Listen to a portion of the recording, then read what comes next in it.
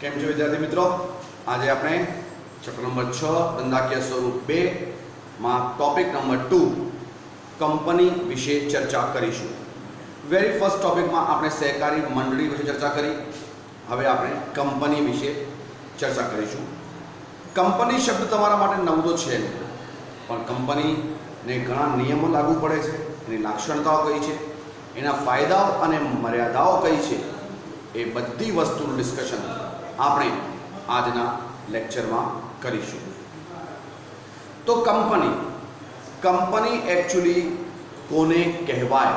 સૌથી પહેલો પ્રશ્ન જે ઊભો થાય છે કે કંપની એ કોને કહેવાય? તો કંપની એ કાયદાની દૃષ્ટિએ એક કૃત્રિમ અસ્તિત્વ ધરાવતી વ્યક્તિ છે. જો પ્રશ્નો પર શબ્દો ઉપર ભાર આપો, કાયદાની દૃષ્ટિએ કૃત્રિમ વ્યક્તિત્વ ધરાવતી પેઢી અથવા કૃત્રિમ વ્યક્તિત્વ ધરાવતી સંસ્થા એટલે કંપની.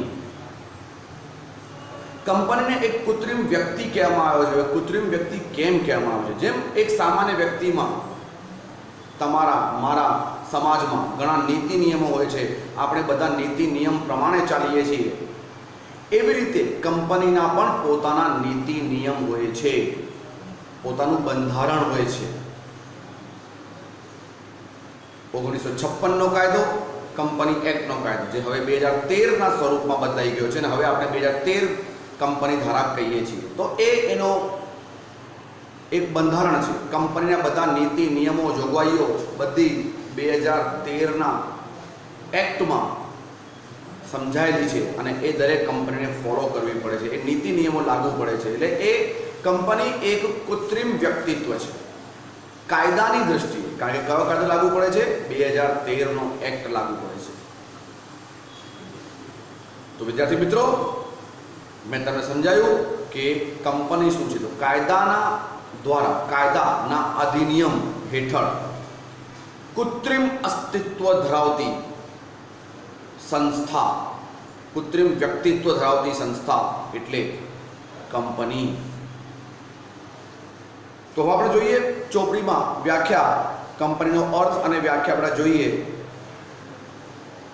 કાયદાની દૃષ્ટિએ કંપની એક કૃત્રિમ, અદ્રશ્ય અને અમૂર્ત વ્યક્તિ છે.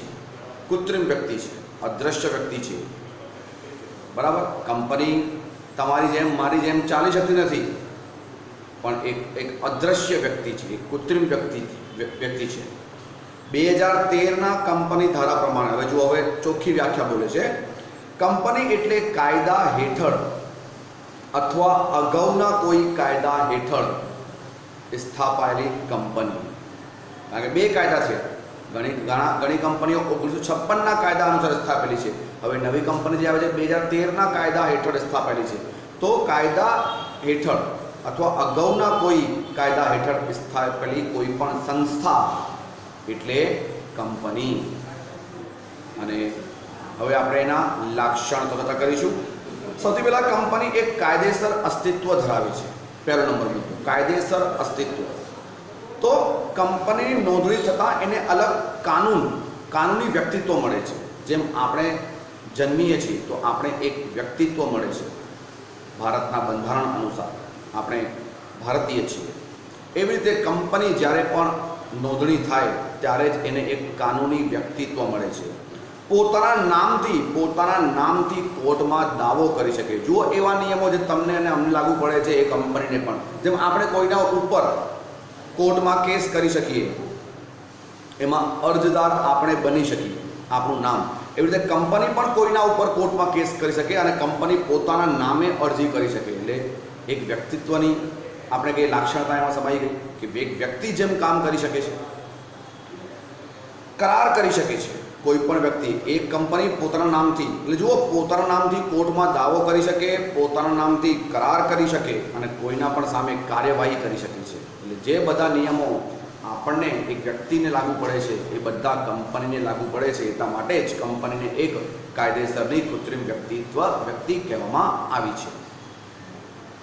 કાયમી અસ્તિત્વ છે. કંપનીનું અસ્તિત્વ કાયમી છે. કાયમી અસ્તિત્વની વ્યાખ્યા મેં તમને સહકારી મંડળીમાં સમજાવી હતી કે કોઈ પણ સદસ્ય કોઈ પણ મેમ્બરના જીવવાથી, મૃત્યુથી, આવવાથી, જવાથી કંપનીના અસ્તિત્વને કોઈ અસર પડતી નથી. એટલે કંપની લાંબા ગાળા સુધી ચાલતી રહેશે. કંપનીના જે પણ સદસ્ય હોય છે એમાંથી કોઈની પણ મૃત્યુ થાય, કોઈ પણ એક વ્યક્તિ નાદાર થાય, કંપની પોતાનું અસ્તિત્વ ગુમાવતી નથી. કારણ કે એનું 1956 અથવા આપણે કહીએ 2013ના અધિનિયમ પ્રમાણે એને એક કાયદેસર અસ્તિત્વ મળ્યું છે. એટલે આનું કાયદેસર અસ્તિત્વ લાંબા ગાળાનું છે. તો એક્ઝામમાં એક માર્કનો પ્રશ્ન આવે છે કે કાયમી અસ્તિત્વ એટલે શું? તો તમે એમાં કહેવાનું છે કે કંપની સભ્યોથી અલગ અસ્તિત્વ ધરાવે છે. સભ્યના મૃત્યુથી, નાદારીથી અથવા કોઈ પણ પ્રસંગ થવાથી કંપનીના અસ્તિત્વ ઉપર અસર પડતી નથી. એ લાંબા ગાળા સુધી ચાલવાની છે. એને કહેવાય કાયમી અસ્તિત્વ. હવે કંપનીના મૂડી, સૌથી મોટી વાત, કંપનીના મૂડી નાના નાના હિસ્સામાં વિભાજન હોય છે. તમે શેર વિશે સાંભળ્યું છે. શેર શું છે? એ કંપનીની મૂડી છે. કંપનીની મૂડી, ધારો કે એક કંપનીની મૂડી છે 10 લાખ રૂપિયા. નાનો એક્ઝામ્પલ સમજીએ. 10 લાખ રૂપિયા એક કંપનીની મૂડી છે અને કંપનીએ પોતાના 10 રૂપિયા લેખે શેર બહાર પાડેલા છે. તો 10 લાખના 10 રૂપિયા લેખે 1 લાખ શેર બહાર પાડ્યા છે. હવે 1 લાખ શેર જ્યારે કંપની બહાર પડે છે તો પબ્લિક એમાં નિવેશ કરે છે અને કંપનીને એમ 1 લાખ શેર બહાર પાડવાથી 10 રૂપિયા લેખે 10 લાખ મળી જાય છે. તો કંપનીએ શું કર્યું? પોતાને મૂડીને નાના નાના હિસ્સામાં વિભાજન કર્યું, જે હિસ્સાને શેર કહેવામાં આવે. દરેક કંપનીની મૂડી જે છે એ નાના નાના હિસ્સામાં વિભાજિત થયેલી હોય છે. તો એક્ઝામમાં પ્રશ્ન આવશે કે શેર એટલે શું? તો તમે કહેવાનું શેર એટલે કંપનીની કુલ મૂડી નાના નાના હિસ્સામાં વિભાજિત થયેલી હોય છે. એ નાના હિસ્સાને શેર કહેવામાં આવે છે. દરેક કંપની પોતાની મૂડીને એવી રીતે વિભાજિત કરે છે. શેરની સરળતાથી ફેરબદલી, આમાં જુઓ છે, સરળતાથી ફેરબદલી કરી શકે. કોઈ પણ કંપનીના શેર ઇઝીલી ખરીદી અને વેચાણ થઈ શકે છે. એટલે ફેરબદલી સરળ છે. સામાન્ય મોહર, મોહર એટલે સીલ. હવે જેમ તમે વ્યક્તિ છો, તમને કોઈને પણ કરાર કરવું હોય, તમે કોઈના ઉપર કેસ કરવો હોય તો તમે પોતાની સિગ્નેચર કરો છો. તો આપણે કીધું કંપની પણ એક કાયદેસરની એક કૃત્રિમ વ્યક્તિત્વ છે. તો કંપની જ્યારે કોર્ટમાં દાવો કરે અથવા કોઈની તરફ કરાર કરે તો કંપની સાઇન કેવી રીતે કરે? તો નેચરલી છે કંપનીનો શું હોય છે? મોહર હોય છે, સિક્કો હોય છે. એ સિક્કો લાગવાથી એક કંપની કાયદેસર રીતે કરાર કરી શકે છે અને એ જે દસ્તાવેજ છે એ કાયદેસર બની જાય છે. જો કોઈ પણ કરાર દસ્તાવેજ ઉપર કંપનીનો પોતાનો સિક્કો ના હોય એટલે એ દસ્તાવેજની કોઈ કિંમત નથી. તો કરાર કરતી વખતે અથવા કોઈ પણ કાર્યવાહી કરતી વખતે અથવા કોર્ટમાં દાવો કરતી વખતે ઇન્શ્યોરલી કંપની પોતાના નામથી કોઈ પણ જ્યારે કામ કરે છે તો તેના ઉપર શું હોય છે? કંપનીની મોહર હોય છે. મોહર એટલે સીલ. સંચાલન, હવે કંપનીનો સંચાલન કોણ કરે? તો કંપનીનું સંચાલન જે છે નેચરલી એક મેમોરેન્ડમ ઓફ એસોસિએશન અને આર્ટિકલ ઓફ એસોસિએશન. ધ્યાન રાખજો, આવેદનપત્ર અને નિયમનપત્ર આ બહુ મહત્વના ડોક્યુમેન્ટ છે. તમને હું સમજાવું છું. અત્યારે પહેલાં આ યાદ રાખો, સૌથી બેઝિક ડોક્યુમેન્ટ, કંપનીના સૌથી બેઝિક ડોક્યુમેન્ટ, જ્યારે કંપનીને પોતાનું રજિસ્ટ્રેશન કરાવવું હોય ને તો સૌથી પહેલાં અમુક ડોક્યુમેન્ટ તૈયાર કરવાના હોય છે જે રજિસ્ટ્રાર પાસે સબમિટ કરવાના હોય છે. એમાંથી સૌથી બેઝિકમાં બેઝિક જે ડોક્યુમેન્ટ છે એ છે આવેદનપત્ર અને નિયમનપત્ર. તો આ આવેદનપત્ર અને નિયમનપત્રમાં આધીન રહીને સંચાલક મંડળ એટલે બોર્ડ ઓફ ડિરેક્ટર કંપનીનું સંચાલન કરે છે. તમને ખબર છે બોર્ડ ઓફ ડિરેક્ટર છે એ શેર હોલ્ડર ચૂંટણીના સ્વરૂપે ચૂંટણી કરીને પોતાનો પ્રતિનિધિ નિમે છે, એને ડિરેક્ટર કહેવામાં આવે છે. એક માર્કનો પ્રશ્ન, make underline in text book. Director એટલે શું? તો શેર હોલ્ડર ચૂંટણી કરાવીને જ્યારે પોતાનો પ્રતિનિધિ કંપનીમાં નિમે છે એને ડિરેક્ટર કહેવાય છે અને એ ડિરેક્ટર જે છે એ કંપનીનું સંચાલન કરે છે. સંચાલન કોણ કરે છે? ડિરેક્ટર. ઠીક છે. તો કંપનીનું બધું ભાર, બધા કાર્ય એ ડિરેક્ટર, બોર્ડ ઓફ ડિરેક્ટર સંભાળે છે. પણ આપણે કહી શકીએ કંપનીની માલિકી અલગ છે, સંચાલન અલગ છે. એટલે માલિક તો કોણ? તમને કોઈ પૂછે કંપનીના માલિક કોણ, તમે શું કહેશો? તો યાદ રાખજો, કંપનીના માલિક કોણ? Share holders. ધારો કે તમારા પાસે રિલાયન્સ કંપનીના શેર છે, તમારા પાસે ટાટા કંપનીના શેર છે, તો તમે પણ એ કંપનીના માલિક ગણાવો અમુક અંશે. એવી રીતે ઘણા બધા શેર હોલ્ડર હોય છે, એ બધા કંપનીના માલિકો છે, કારણ કે એમણે શેર ખરીદીને કંપનીને મૂડી આપી છે, અને જે મૂડી આપે છે એ માલિક છે. પણ જુઓ, એ શેર હોલ્ડર તો કંપની ચલાવતો નથી ને. કંપની કોણ ચલાવે છે? Board of director. એટલે કહી શકાય છે કંપનીમાં માલિક અને સંચાલન કરનાર વ્યક્તિ જુદા પડે છે. સભ્યોનો દરજ્જો તો કંપનીમાં સંચાલન અને માલિકી અલગ હોવા છતાં કંપનીને અલગ કાનૂની વ્યક્તિત્વ મળતું હોવાથી કંપની વતી કરાર કરી શકે નહીં, અને સભ્ય કોઈ કૃત્યથી કંપની બંધન કરતા નથી, પરંતુ સભ્ય કંપની સાથે કરાર કરી શકે. આ શું કહેવા માંગે છે ખબર છે? કે કંપની જે સભ્યો છે ને, કંપનીના સભ્યો જે છે એ કંપની વતી કોઈથી કરાર ન કરી શકે. નેચરલી છે, કોઈ પણ સભ્ય, કોઈ પણ બોર્ડ ઓફ ડિરેક્ટર પોતાના અંગત કોઈ પણ કરાર કંપની વતી ના કરી શકે. કંપની જોડે એ પોતે કરાર કરી શકે, પણ કંપની વતી કોઈ બીજા વ્યક્તિથી કરાર કરી શકતો નથી. કારણ કે ફરી કહું છું, આપણે ઉપર વાંચ્યું કે કંપનીનું સંચાલન અને કંપનીનું અસ્તિત્વ એ જુદું પડે છે. તો યાદ રાખજો, નીતિ નિયમ પ્રમાણે કોઈ પણ સભ્ય જે છે એ કંપની વતી કોઈ પણ ત્રાહિત પક્ષથી કોઈ પણ કરાર કરી શકતો નથી. એ પોતે છે તો કંપનીથી પોતે કરાર કરી શકે, પણ કંપની વતી કોઈથી ન કરી શકે. કારણ કે એ માલિક નથી, એ એકલો માલિક નથી. જો કંપની વતી કોઈ જોડે કરાર કરે, માલિક બધા છે.